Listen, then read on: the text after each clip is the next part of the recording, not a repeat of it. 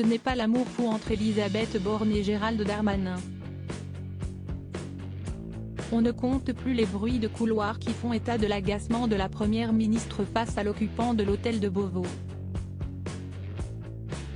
Nos confrères de l'Obs, repris par le site de Libération ce jeudi 11 mai, ont indiqué que la dernière source de tension entre les deux figures politiques proviendrait de la nature tactile du ministre de l'Intérieur.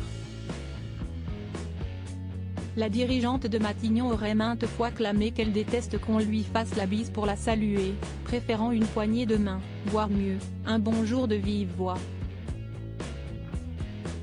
Mais selon le magazine, l'ancien ministre des Comptes publics insiste systématiquement pour respecter la tradition française et l'embrasser sur les joues. À peine lui demande-t-il ça va ? Et hop, deux smacks, a raconté un témoin de leurs échanges. Si l'anecdote est originale, elle en dit long sur l'état des rapports entre Elisabeth Borne et son ministre. Toujours d'après l'Obs, la femme politique de 62 ans se méfie de l'ambitieux qu'elle aurait bien délogé de Beauvau.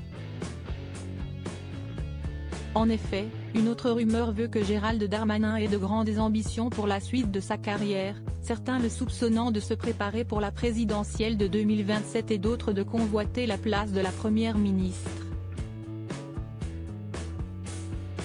Son rêve est de montrer qu'il obtient une coalition qui ne dit pas son nom pour Matignon, avait avancé un membre du gouvernement au Figaro en mars dernier. Pour le maire de Toulon Hubert Falco, l'homme politique serait le candidat idéal pour remplacer l'ancienne préfète à la tête du gouvernement, elle dont la position est menacée depuis la crise autour de la réforme des retraites.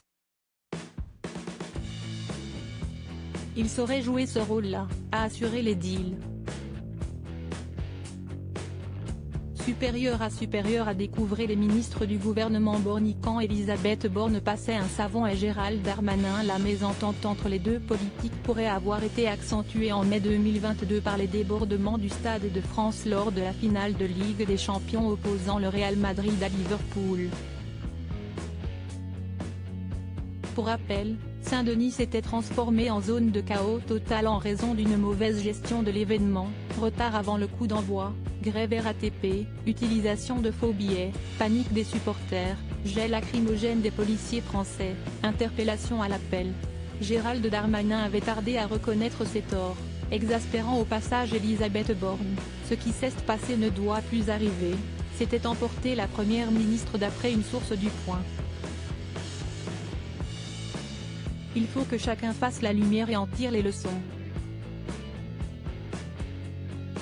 Les prochains événements doivent se passer de manière impeccable. Crédit photo, Jonathan Reboa Panoramique.